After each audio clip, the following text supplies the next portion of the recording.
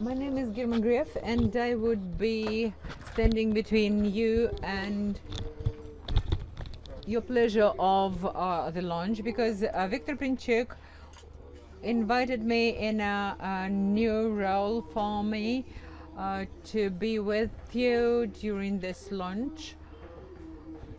And that's what, yes, I think is a logical step in the promotion of Ukraine, part of which is also Davos in Ukrainian launches and at the World Economic Forum, which is important for us, for the understanding of where we are together.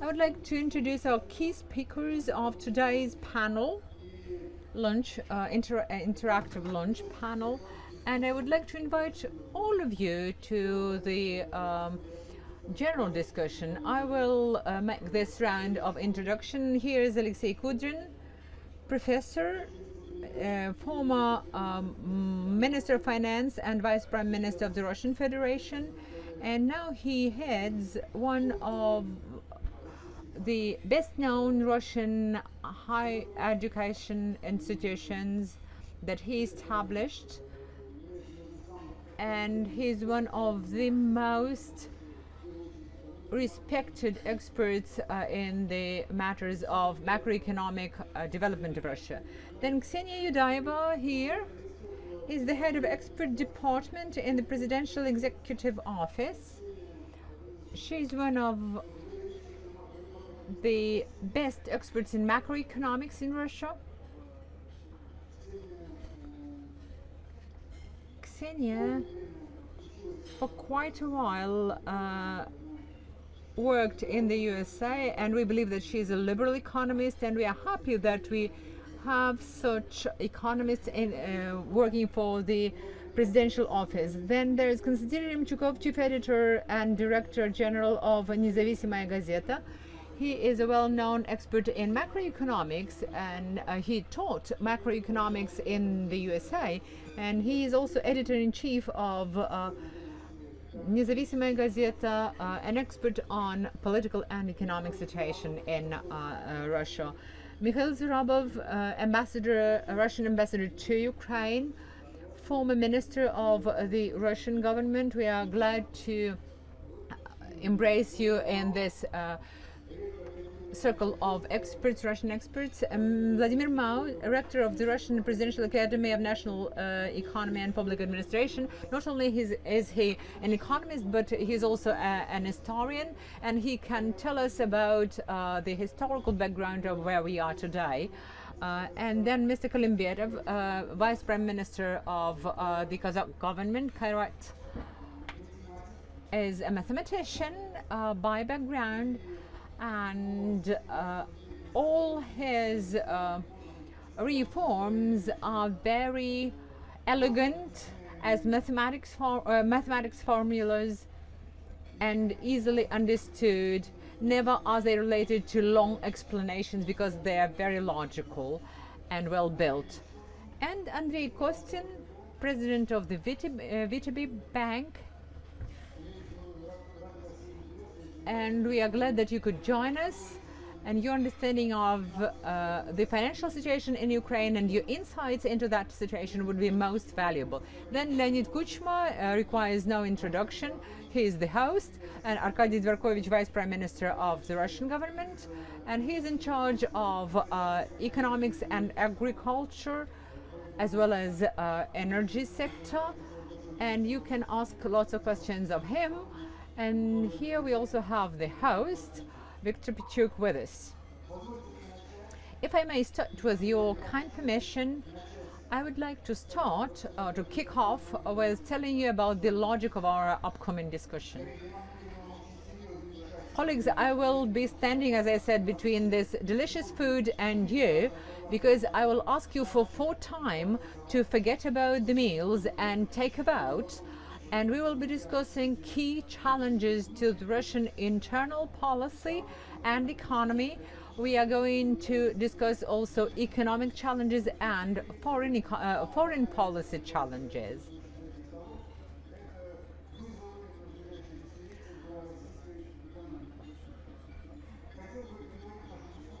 Just to start our discussion, I would give the floor to Arkadiy Dvorkovich for him to summarize in a nutshell the new government of Ukraine, of Russia, formed in May. They've been in office for 100 days. Everyone is expecting to see what their next step is going to be and what is the vision of the Russian government in respect to the vectors of internal and foreign policy and economic policy. Thank you very much, Herman. I would like to thank you for your kind offer to participate in this discussion, and I believe that this would be not only an interesting but also a tasty discussion, juicy discussion if you wish, and you will all enjoy both the discussion and lunch. Fortunately or unfortunately, very little depends on us today. We've heard a lot of interesting insights and opinions, sometimes provocative opinions, sometimes just presumptions about what can happen in Europe, in the world, and how it is going to affect our countries. The challenges are grave, and we are formulating and implementing our policies in huge uncertainties of the world. About a couple of years ago, we thought that the global economy would always be on the rise, would be growing, and every time we were asked for forecast, we thought that there would be 2 to 4% of the global economic growth, that the oil prices would be at a stably high level, and that crisis is most unlikely. Today, we have to take into account all possible scenarios because we have already come across this unfavorable scenario. And today we should be thinking in terms of whether a certain conflict would occur, whether it would be resolved in an efficient way. And here I mean both political and economic conflicts. We all look to Iran, to the Middle East, to Europe, and we start looking towards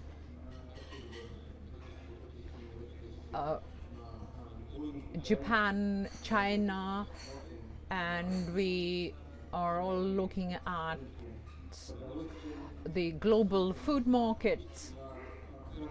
We are analyzing every part of the world where some disturbances occur. And every time we have to understand what is the most likely scenario. A lot depends on it. Prices depend on it.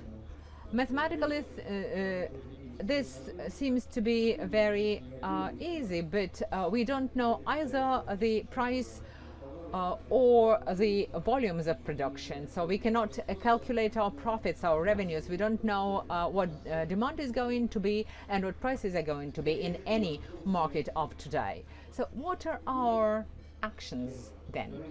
First of all, we are going to behave conservatively, to act conservatively on the basis of a very modest scenario of the development of the world economy, without rapid growth, with the assumption that Europe will continue to have grave problems, that conflicts would be burning, but would be protruded, and we will have problems with the demand for major goods and services. And our budget policy would be conservative, and we will have to give up a lot of programs that might be very beneficial for the country. We are introducing new budget rules, which means that we cannot increase expenditures, public expenditures, and cannot reduce taxes, which again means that we will have, speaking about the foreign economic activities and policies, we will have to be tough towards our neighbors and partners. We wish we could be milder. We wish we could give them some concessions, but the reality is such that we cannot do that. Otherwise, we will lose a lot. We will have to be very conservative in our home and foreign policy. The most expensive commodity in the world is not gas or oil, nor is it grain, but these are the deficits accumulated in the developed countries. The most expensive commodity today is the budget deficit, the US budget deficit, and it is essential that the US economy remains strong and vibrant. But that development costs us a lot, and we are ready to pay that price. Because we all depend on that market. It is neither good nor bad. It's just the fact of life.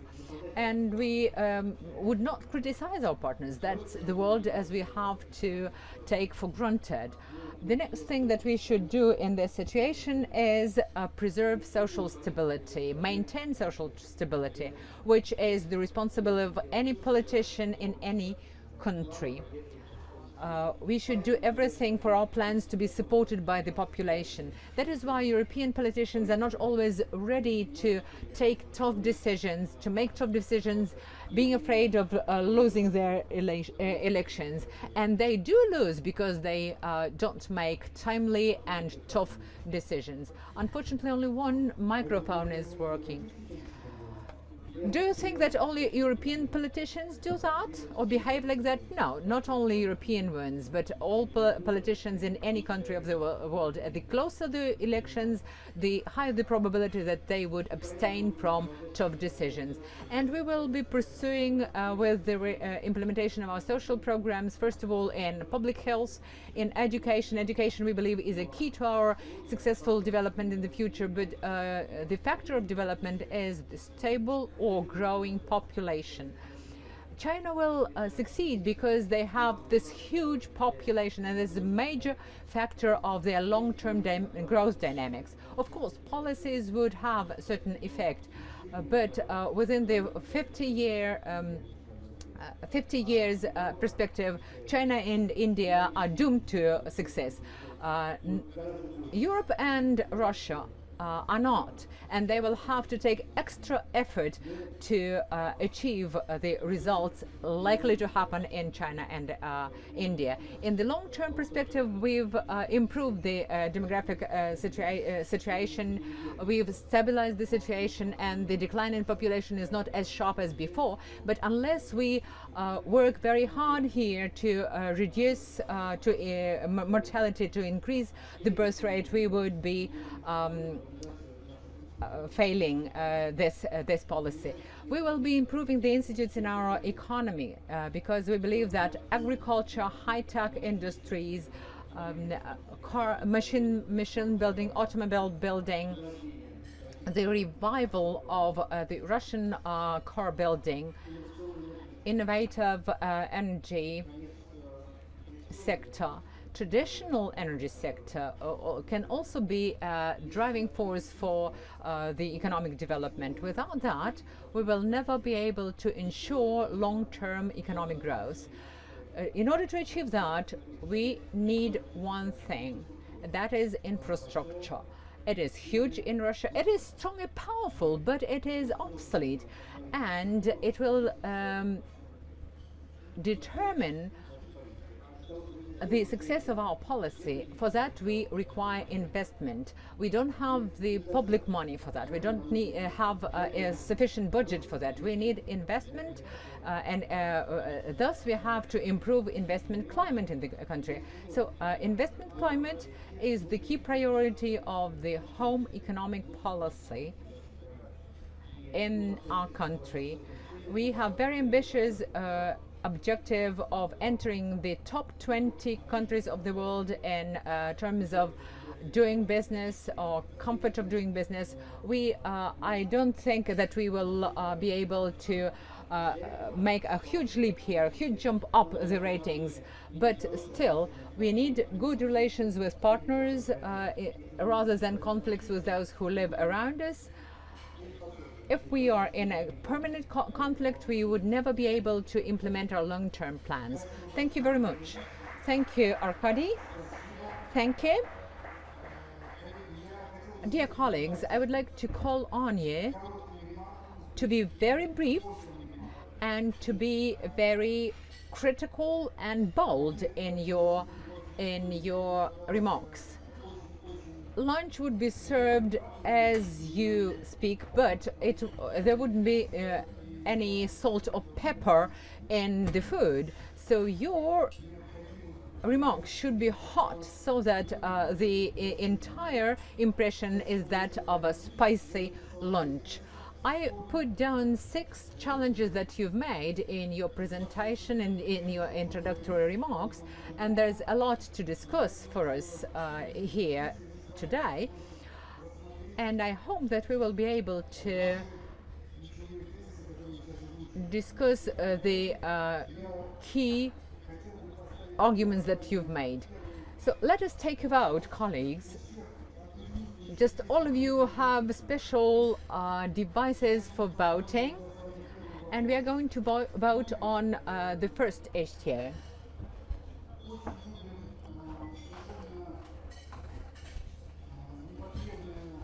We all like the term crowdsourcing, and now by way of crowdsourcing we would like you to vote for the most topical issue of today. Here you can see the list of issues that we are going to rank in accordance with the results of your voting. What are the priority challenges in the Russian home policy in your opinion? And then we will be discussing them in the order of priority, depending on the results of your vote, as I said. 6 answers, okay? Just press the corresponding button, either 1, 2, 3, 5, or 6.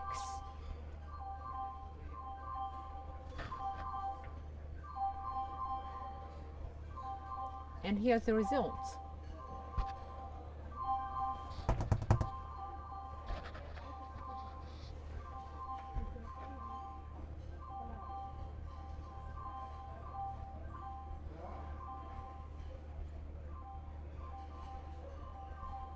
Well,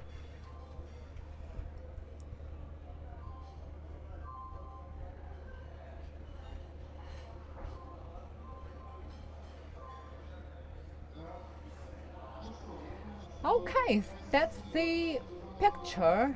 Now we can see which of the issues are the most topical and of the greatest interest. The number 1 priority is political reform. The number 2 priority is demography. Arkadiy, how many children have you got? 2. Okay.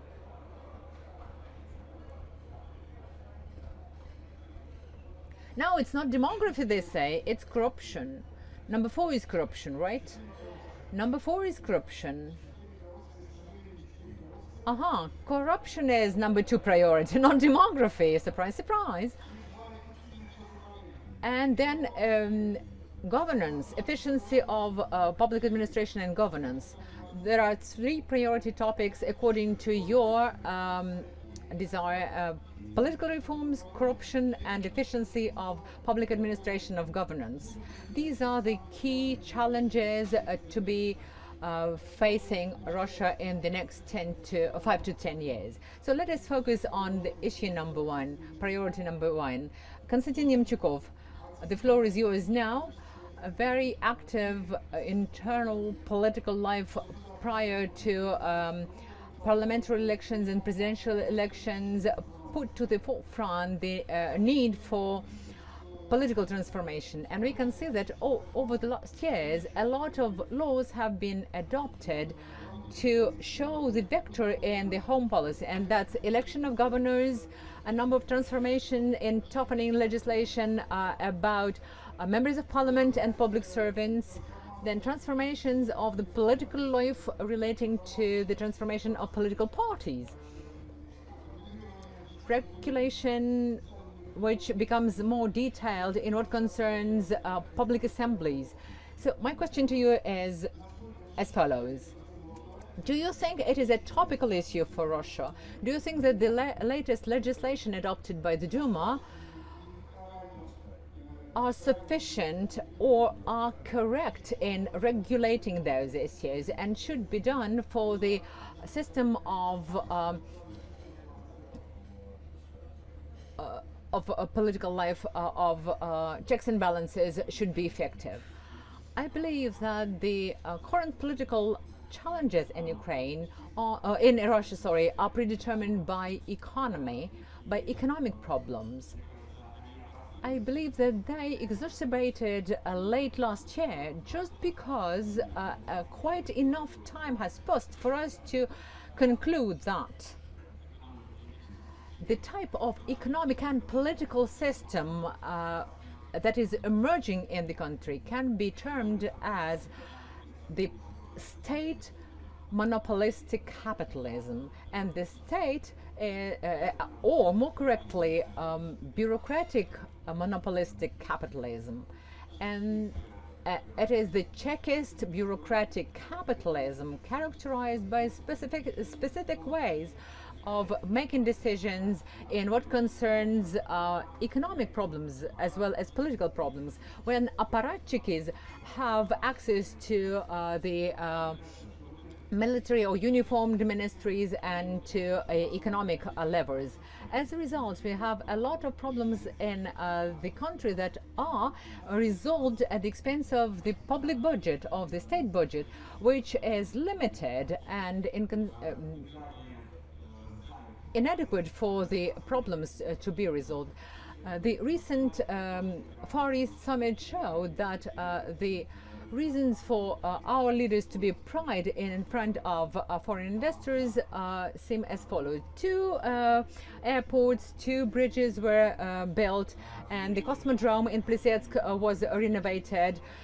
But if we look at the major driving forces that enter into Global Competitiveness Report of 2012-2013, we will see the following priority. Corruption, number 1. Ineffective government and bureaucracy, number 2. Access to funding, then tax rates, low qualifications of workforce, closeness to innovation, tax administration, then crime and corruption, political instability, and then underdeveloped infrastructure. Actually, physical infrastructure is important, but it is number 10 priority in the Global Competitiveness Index. And the state monopolistic capitalism is developing, but at the same time the middle class was emerging. And we thought that it is great that we will have middle class, and nobody understood why it is great. People tended to look at the structure of expenditures and revenues of that middle class, and then it turned out that the major characteristics of the middle class is to be responsible citizens. And what we saw last December was the manifestation of this essence of the middle class, to be responsible citizens that feel in charge for the political power. And the state, the capitalism, proved unprepared for this situation, for the responsible citizens who withstood 2 crises of 1998 and 2008 without any state support. And these challenges of the middle class actually coupled with the internet development. People say, how will the internet affect people's mindsets? People started to learn about what the world should be like from not from the vertical structures, but from horizontal structures, from the World Wide Web. They know that the system should be competitive, transparent, and effective. And when authorities fail to explain that to the people, they turn a deaf ear to the authorities, and they look towards different sources of information. And societies that overcome their problems do that naturally.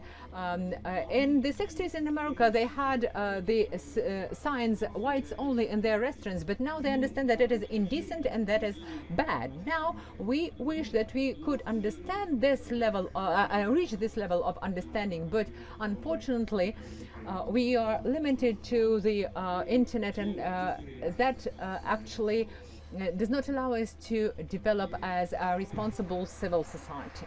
Thank you very much. Alexei, in your opinion,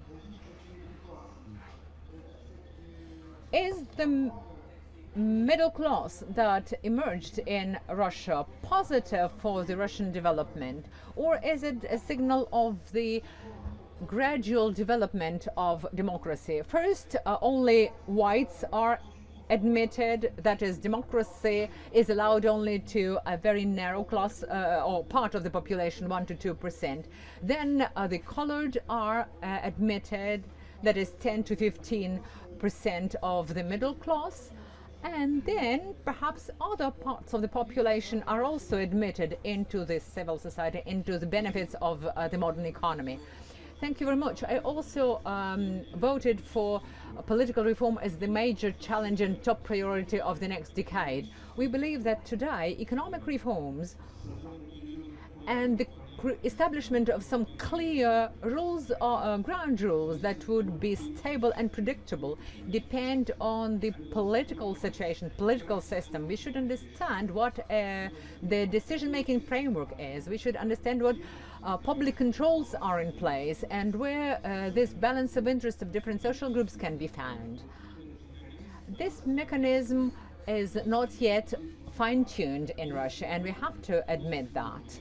Without it in place, we will be unable to address other tough and acute issues that can be unpopular with some of the groups of the population, starting with the pension reform. We just decide whether we should increase the retirement age or increase taxes, but there should be a way of weighing which priorities are tougher for the population, and the mechanisms of bottom top-down decision-making does not seem to work anymore for achieving social consensus. And I believe that it is a limitation of our time. We understand that it takes time, but if we pay enough attention and put in enough effort, we would succeed. And a couple of indecisive decisions or very, very mild decisions have been taken, limited options of democratizing this society were selected. But I believe that we should rely on or lean on the position of different social groups. Speaking about the middle class, it has not yet become a decisive force in the society, nor has it come to have a strong representation in parliament, which is one of the problems of the political life of today in Russia, and the reason for political crisis. But we believe that the middle class will be getting more and more empowered in the next parliament. Thank you, Mr. Kudrin. Now, Vladimir Mao, the floor is yours. What do you think about the prospects of fighting corruption, combating corruption, and efficiency of the public administration?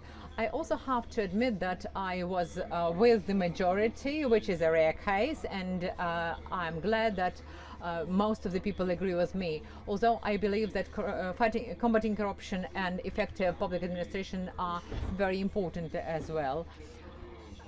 The problem of political stability or political situation is not a problem of today. Over the last few years, we have found ourselves in a situation which can be characterized as the situation of the backfight or when you fight a budget, a deficit, or inflation, the decisions are economic in nature, but you cannot increase the efficiency of production without adequate political institutions. In this case, I believe the problem is deeper when we start discussing efficiency of public administration and governance. It cannot be reduced to the dissatisfaction of the middle class and their preparedness to go into the streets, to walk into the streets. The world of today and Russia are different from what we had 25 years ago. 25 years ago, if you wanted to live in an efficient country, you had to fight for the changes in the conditions in that country. It is much easier to go to another country and live there. So the mission of Moscow turns into that of the transport hub or the transit way from Tyumen to London. It is the optimistic scenario that the middle class will walk into the streets and fight for their rights. But the pessimistic scenario is that they believe it is cheaper and more efficient for them to leave Russia than to stay. And that is why the realistic political challenges, realistic problems of combating corruption are not in the street, but they're with people who think where their children will study, where they will live when they retire, and in what universities they will study, in which hospitals they will be treated. Thank you. Thank you. We have some room for questions to our speakers. Two brief questions from the audience, or maybe an opinion for the first topic of our voting. Anyone who would like to ask the question? You're welcome. Please introduce yourself.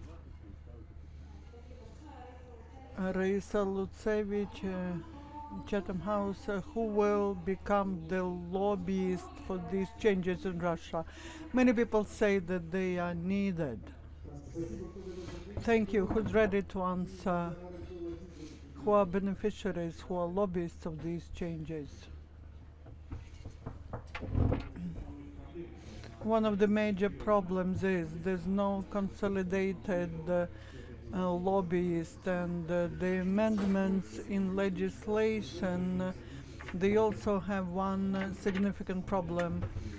In the elections, the party which has to have only 500 people is prohibited to create the coalition, and that is why actually the permission to register the party, which would have any number of members, does not allow the party to really go to the election. So there's no one who could as consolidated force represent the interests of this class. I would like to add, it's very important what the voting showed. It showed that the political system is based on principles, and it is important on democratic principles, but that slogan is not related to a political system. It's related to why, in the result of one party winning, and the situation will change. It's not like when you say that everything's old is bad and the new will be good, and this way you will not gain voters. In the Urals, people are concerned with how they will start living better, but most parties do not offer anything new. I'm not saying that what we offer is correct and it will work, but we are responsible for implementation of that policy and will be implementing it. We correct we believe it's the correct policy, but others do not do not propose anything, and that's the problem. The answer to your question, consolidation is not observed. The party, the authorities will take into account the opinion of the middle class. Thank you.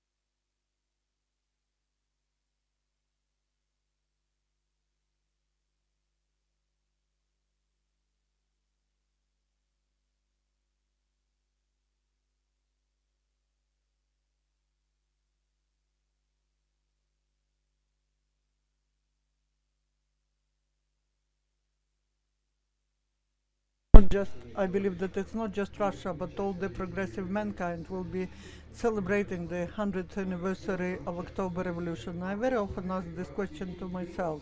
In the middle of the 90s, among the Russian liberals, and I believe that I'm part of them, there was an opinion that the correct political task would be to become the NATO member by 2017 and to have the common market with EU.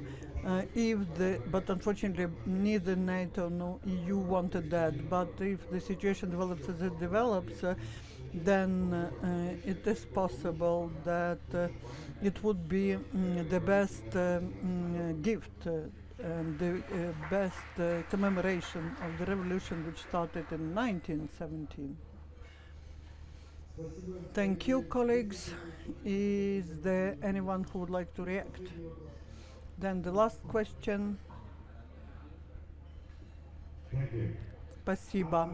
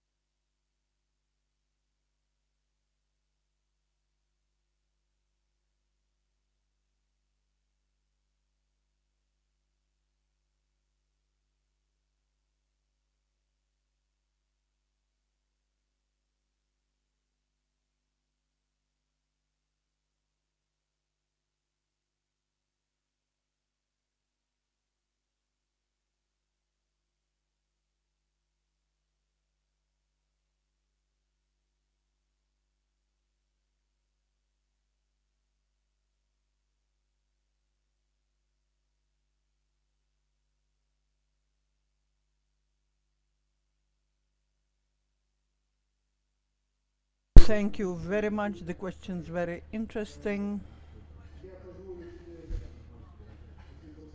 Mr. Strauss-Kahn, I would apologize. Your question is very correct. But before we hear the answer, let's vote. The second topic of our agenda. The question is, the main challenges for Russian foreign policy and 6 answers. Please turn on the voting mode and your answers.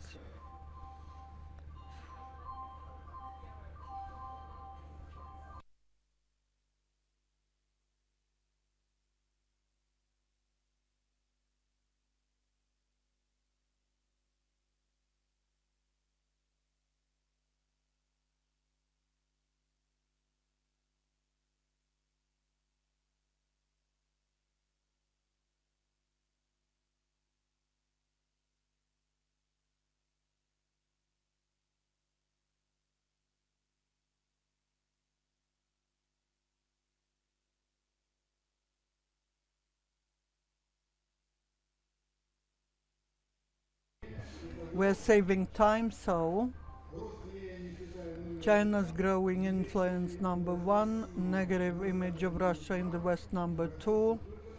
It's good that just in the West, in the East everything's fine, and relations with Ukraine and the rest of the CIS.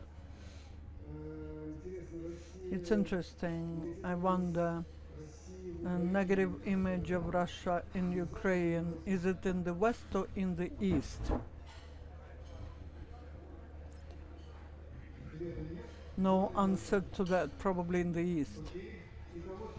So 3 questions. I would like to ask Professor Mao to formulate his attitude and start with answering the question of Mr. Strauss-Kahn. He formulated the main question for us clearly. How are we going to position ourselves and what's the vector of our foreign policy? First of all, I would like to reveal a secret. When we've been discussing who can answer, who can start talking about one of the issues, everyone refused to answer the issues of foreign policy, and they decided that the professor is the most unresponsible position, and that's why I should start. I cannot refuse from the pleasure.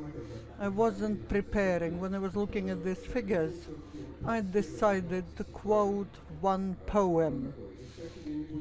We will not be looking for the ideal in the United States. The United States are lagging behind. Their own property is ruling there, and Great Britain is based on the legislation, and that was written by Alexei Tolstoy and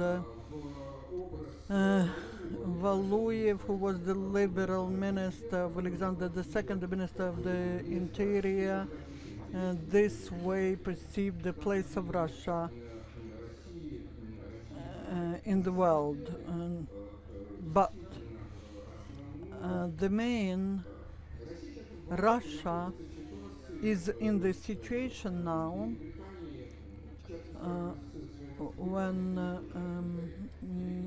Great Britain after the Second World War, when a great power received the nuclear weapon, and she's lost the empire, which was the integral part of British mentality, in the situation when the Minister of Foreign Affairs, which was the key position in the British cabinet, gives the place to the Minister of Treasury, and Minister of Treasury became more important than Foreign Office. And the foreign policy of Russia practically is demonstrated in the fact that the bipolar world collapsed. But he repeated that Russia is the main enemy to the US. That's the dream of Russian political establishment, and Putin cannot wish victory to Romney. But the main problem is that the world probably in the nearest 15 years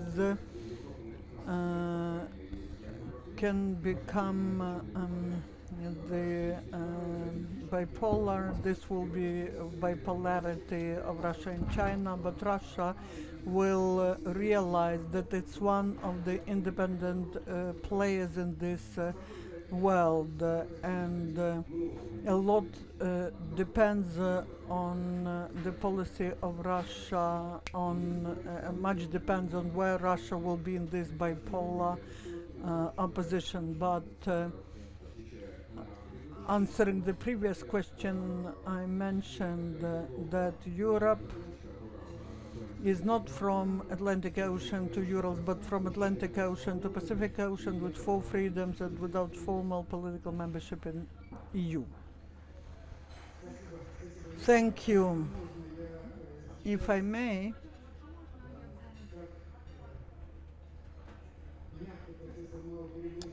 Professor Mao basically mentioned Mr. Romney, and he said that that's the dream of Russian establishment, and I would like to request Mr. Gingrich to react to that.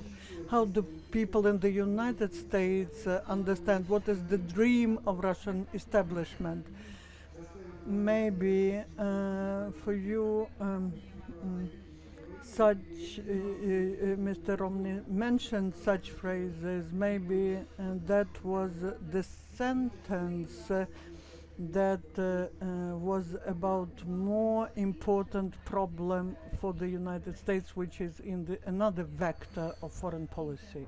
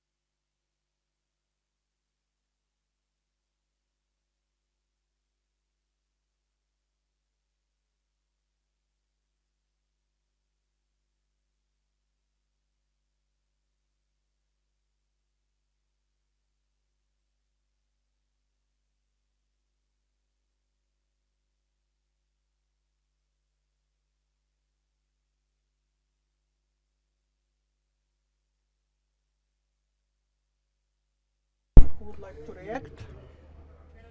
Who would like to react? I just wanted to continue what Mr. Mao mentioned. If you mention a new geopolitical reality, then first of all I would like to thank Mr. Pinchuk. We are discussing this issue in the place where many years ago the decisions were made about what should the new world look like, and we live in the reality which was formed then.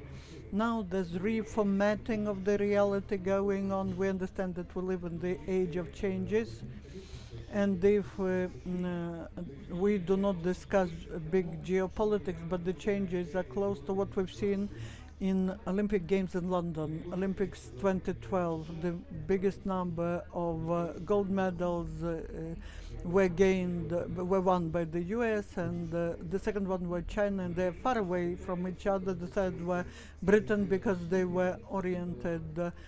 They knew what to do after they stopped being the main superpower, and the fourth place was Russia. I believe that's the great result, and you can think about that. Talking about the first problem, I believe that's not just for Russian foreign policy is a challenge, this Chinese domination in the world. It's a challenge for the whole of the world, but I would like us to discuss it more in the terms of opportunities, because these are opportunities, and we've been discussing Euro integration moods of Ukraine for the last 300 years. In Russian elite, the European direction was prevailing, and Asian was less dominating. Now, on our border, we have a huge new geo-economic player, and we need to learn how to make it beneficial for us, like this is done by others. I will not be comparing the Minister of Foreign Affairs and the Minister of Treasury, but not just in Russia, the Minister of Treasury has to say the final word. And from the point of view of mathematics, this is the balance, not just because between revenues and the expenditures. We were discussing the issues of the shale gas, of the changes of geopolitical map, and that means that very soon there will be the time when there will be no super profits from oil and gas, talking about revenues, and in expenditures. We shouldn't be creating super expectations. We need to be focused. And if the Minister of Treasury is not doing it, then we'll be discussing different problems. And the consensus which we have in the society will look different. Thank you. Thank you. Talking about possibilities or opportunities for other countries, you are probably right, because today, geopolitically, we are discussing just one vector of politics, the US and China. Others have the space only for observation. Those who want to participate in that, and those who want to get their share from both superpowers, they can participate in that, but this participation may not bring you any benefits. Others should wait for what happens and should be thinking about what challenges and opportunities there will be for other countries. I would like to ask you a question. Do you agree that in the world, in the global geopolitics, there is one dominating vector, which is the US and China, and what's the place of Russia in this political vector? Thank you, Herman. I would like to comment, because it would be wrong to keep silent here. Russia is not a totalitarian state, and Putin and his regime, no matter how you call it, is not totalitarian. Those who don't understand it don't understand anything about Russia, knows nothing about Russia. That's the first. Secondly, US nowadays is doing what USSR used to be doing. They were trying to export revolution to other parts of the world, and US is trying to export their values as they see them, their image of organization of political life, to other countries, and unfortunately, like USSR was stumbling in Afghanistan, the same way we see Libya consequences, and we really are compassionate, and when we sympathize, really, we're not being happy of this, but this is the result of the policy that doesn't take into account neither cultural specifics nor religious characteristics of a country. That's why I wouldn't continue this conversation about factors. Of course, US is a leading country nowadays, as goes without saying, but I think on top of this, there's a big responsibility, and even in terms of responsibility of using dollar as a main transaction currency, and using it as a sanctions and pressure on the financial institutions of Europe and other countries. Thank you. Thank you very much, Arkadiy Vladimirovich. I would like to add to this a few words as well. First of all, what Speaker Gingrich described, I think this will lead to a bigger isolation of the world and the growth of protectionism in the world. If we mean that the vector, there is only one vector, that this watermark lies between two countries, then it is very strange. Why do we care at all about Europe? Well, there are some problems with Euro. Well, it will collapse, but the most important is China and US. Why are we discussing Russia at all if US and China rule? What does it matter whether interests or not? We can just be playing in this little sandbox as kids do and throwing sand at each other, but it doesn't really count at all. I don't think this is really a true picture. I think that the globe is so interconnected that any event, any political decision which is taken as regards in a large region of the world, any region which the population more than 100 million is already an important region per se, and it influences the whole global economy, the whole globe. If what Mr. Gingrich said and Mr. Romney will win the elections, then this will bring US back to the period where the majority of the profits will be distributed to the benefit of the few. And this is the choice of the American people. We don't want to say neither good or bad about this. This is a rational decision probably, and this choice will be made, and it will probably lead to a fact that the whole world will be focused on some other priorities, not the ones that are the most relevant. New military programs will be developed. Well, you know, we're talking about me. Someone really benefits from this, and our military programs will also play more important role if that happens. Some American company will be getting more benefits, others will be getting less benefits because they will not really be profiting from Russia's joining WTO and cooperating with us with a good scenario. With comfortable political relationship, there cannot be any comfortable economic relationships, and no matter what scenario is in the US elections, although because we are destined to work with any person who will be elected, I hope this doesn't happen, and I think we will follow a different logic. Thank you. Thank you very much. A question to the audience. Is there anyone who thinks that apart from this key vector and this isolated system that has been dominating for a long period of time, and pointing at someone as an enemy, then increasing arms, redistribution of budget, money to the priorities that were identified by politicians? We always say that in the focus should be the interests of the people in the first place. Let us remember about people. I don't think anyone will benefit from the people in pointing at someone as an enemy. Does anyone think that that the world is changing? Actually, the world is becoming different, and apart from two centers, there will be many centers, and it will be difficult for someone to be dominating single-handedly. And I think the the politics in the nearest decade will also be changed in that regard. Could you introduce yourself?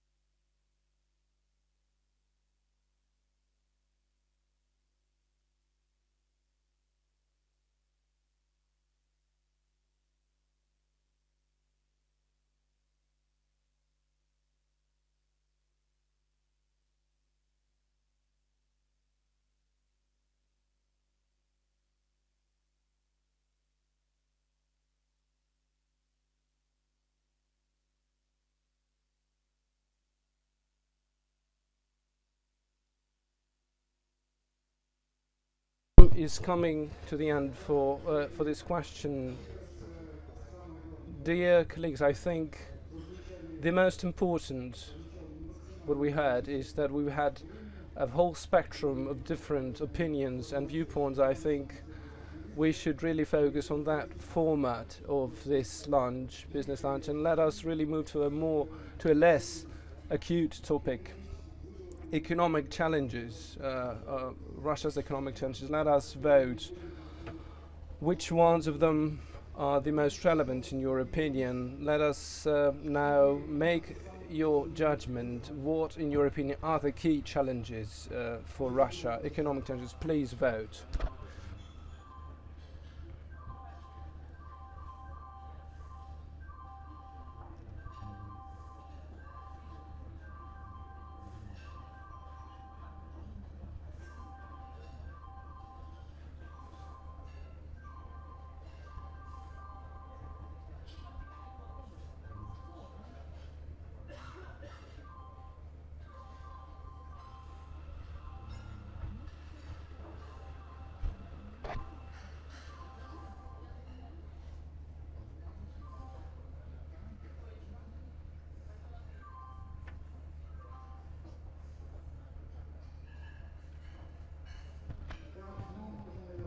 Well, I think we can summarize and identify the issues that are considered to be the most relevant for the economic growth in our country. Improvement of the investment climate is number one. Modernization and innovation economy, number two. Well, I think that's about diversification of our economy. And third is human capital development. I would like to start with Ms. Yudaeva's comment.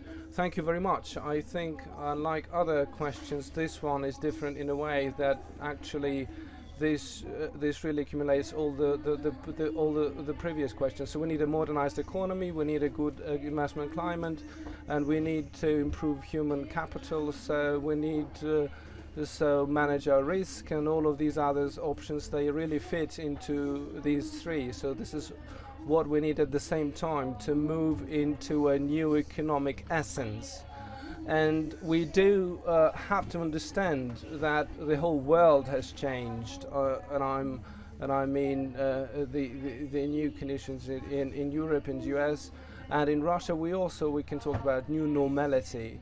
Of course, the Russia is growing a little bit slower than before crisis, but there are other transformations. Everything is becoming more expensive. Capital is becoming expensive. I think that Herman can tell you more about this. He observes this on the daily basis. The labor power becomes more expensive. Historically, there is very low unemployment, 5.4%, historically low because of the demographics partially. And problems with the human capital is something that we need to address in order to the existing labor force to move from one sector to the other. Even resources become more expensive. Arkadiy Vladimir told today that energy resources that Russia can explore in the nearest future is going to be more expensive than those that we have enjoyed before in the past. So I think this challenge of modernization, the change of structure of economy and its character, is a central issue that we can discuss nowadays. And instruments for improving investment climate and human capital improvement. And Arkadiy Vladimirovich already mentioned in the beginning of our lunch that investment climate is what traditionally a lot of attention is being paid to. There are roadmaps on improving investment climate in different areas, but I would like to raise one issue that I think was lost in the first part of our discussion when we were talking about political system. I think in the economic system we need to raise that question. This is the issue of the judicial system as applied to investment climate.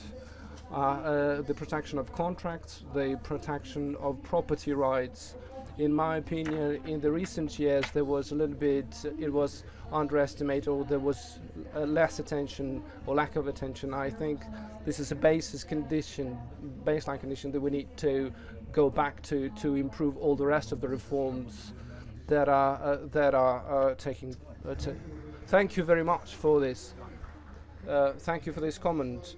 I think that this topic is the closest to our key speakers, and I would like to very briefly, every of the key speakers, to comment on the key challenges and Russia's future as regards to our economic challenge. I think that the dynamic of economic growth is going to be low in the next 5 years, 4/5 maximum percent. And there is an opinion that Russia is in a unique position in the world. There's unique quality of human capital and unique sufficiency of its own market and abundance of all of the resources. Would Russia be able to use these extraordinary opportunities to increase the pace of economic growth, or is it going to be very difficult in terms of feasibility? And I would like for you to briefly present your position in this.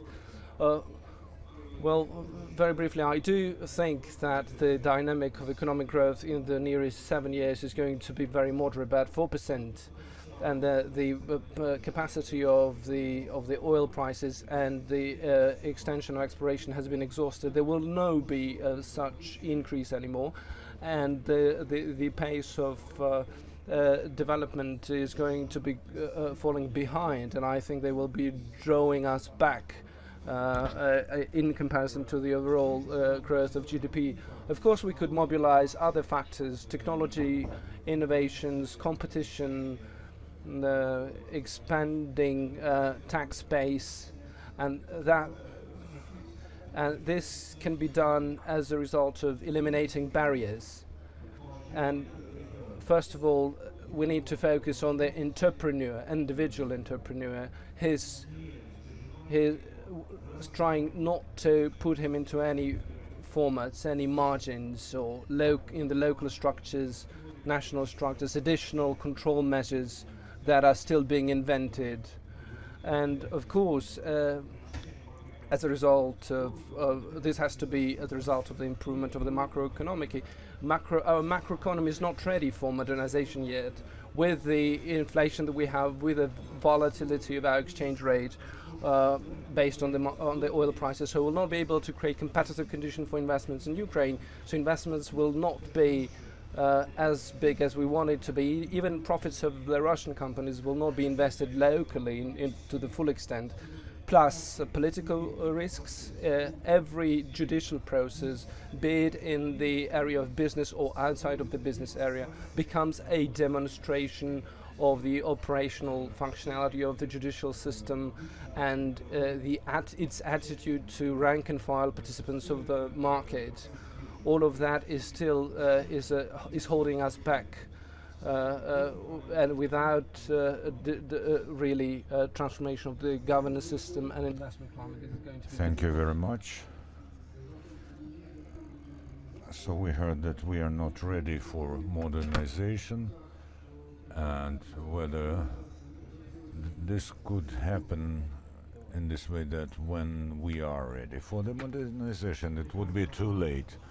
Well, I think that one of the major problems of Russian economic and financial leadership management is that for 20 years they've been emphasizing the macroeconomy and do not understand to the full extent that the long-term prerequisites for the development are set up by the microeconomics. So our leaders, when they are talking about a very low debt of our economy, including our public debt and foreign debt, a better fight against inflation, proficient rather than deficient budget, no one can explain why we lose $100 billion compared to other economies. And I'm answering this question that we are losing this amount of money because we do not have macroeconomic factors and prerequisites which is investment climate, judicial climate, and all this kind of stuff, because capital is scanning these conditions in order to land in Russia. The second problem is that I haven't seen a single clear-cut program by the government how to use the money they get from Neftegas, and we are sitting on the oil dope.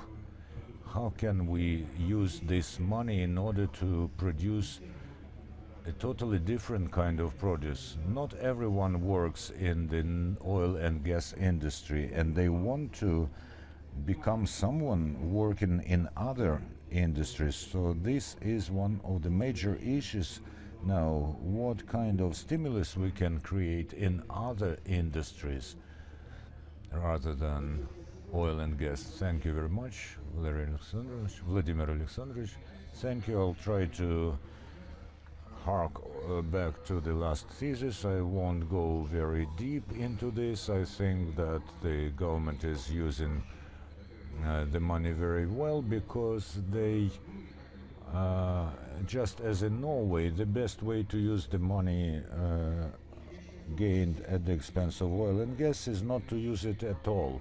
I think that in Russia we do have quite a lot of economic problems, although macroeconomy is very good, and one of the problems is this: we have become a country with a relatively expensive labor and relatively low opportunities.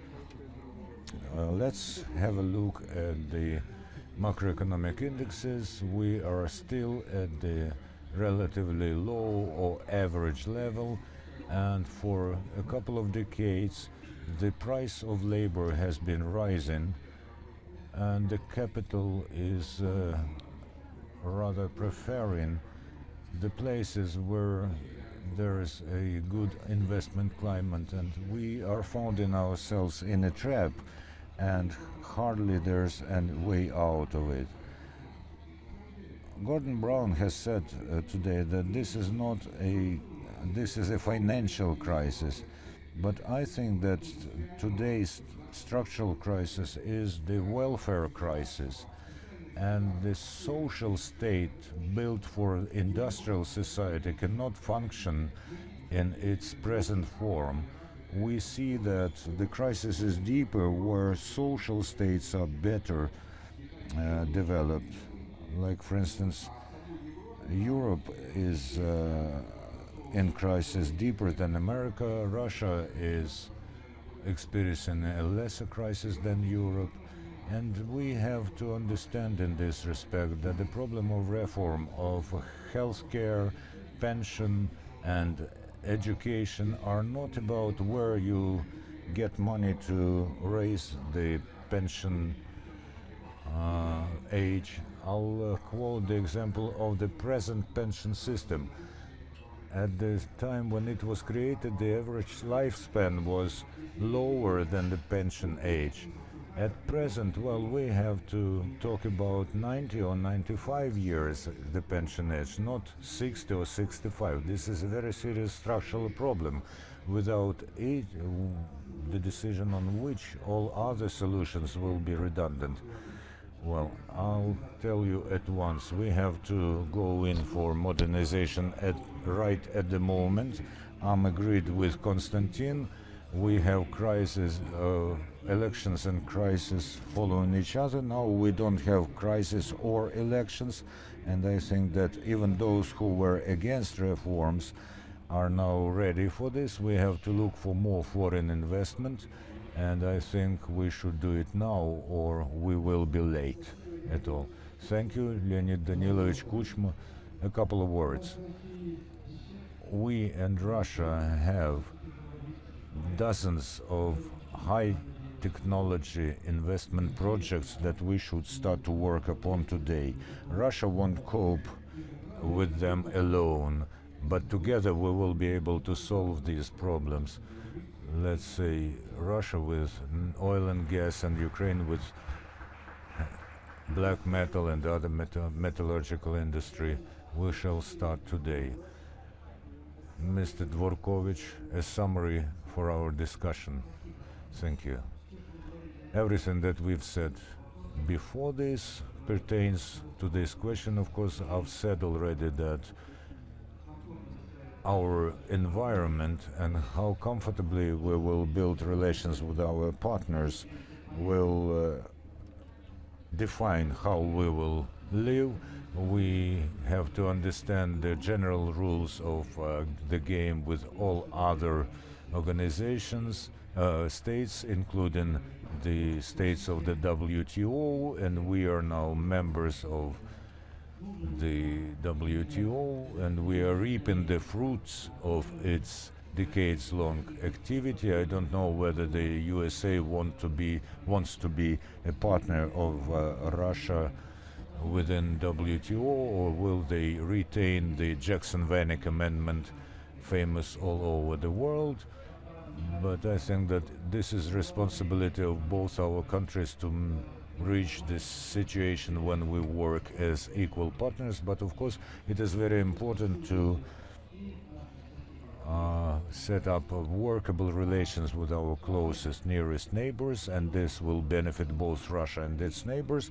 Secondly, a lot has been said about the investment climate. We've seen quite a lot of problems and changes. When you talk to a wide circle of investors, including banks or journalists, when you speak to a specific investor, they have rather specific and quite different interests. They don't talk about corruption or political system.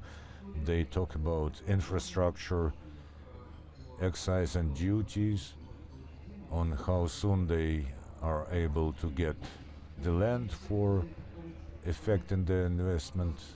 Of course, this all depends upon politics, but the question is what the government is focusing on at the moment. And this is the question to the Russian society, because this is Russian, not American or European society that will determine under which political system Russia lives. But I think that we have to learn to earn our money ourselves. Because it's not enough to share the money that we have. We won't have more gas or more oil or more metal. We have to learn to earn money using other resources. And this is the guarantee that Russia becomes successful. I also hope that all the others will learn to earn their money themselves, not to snatch the pie from us.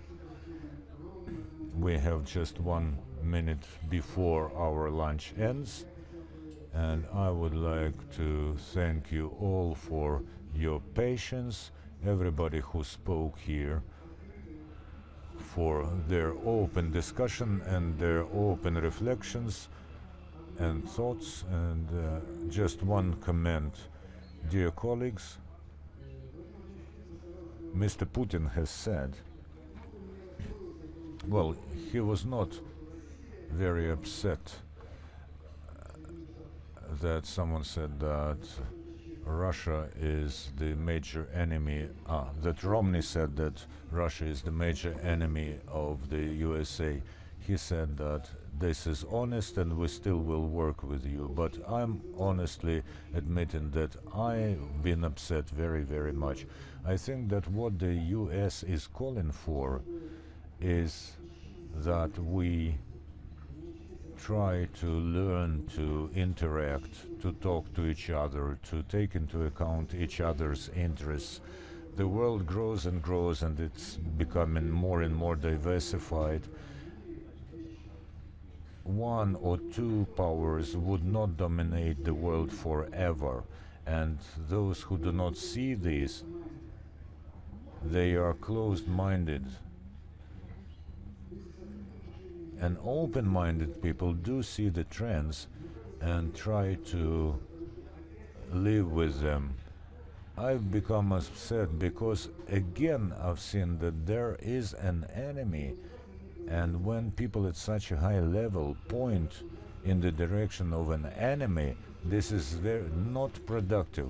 This is non-effective when you think about using resources, including emotional resources, how can you cooperate? How can you live with this when the potential first person in the country points to someone as an enemy? It was said here that 25 years ago, Newt Gingrich said that 25 years ago you could not even imagine such as a discussion, but you cannot also use axioms of 25 years age today, because this is as if to look at today from the point of view of the past. The world is changing. It is evident that everybody needs cooperation, everybody needs constant communication. Everybody looks for new people and new markets. Every politician has a necessity to develop their own countries. In the end, all the big corporations, all the politicians work in the interests of their populations, of their countries, in order that there is less poverty, less wars, less killing, and less old rhetoric when someone is proclaimed an enemy due to these or those reasons. And as a summary for today's lunch, I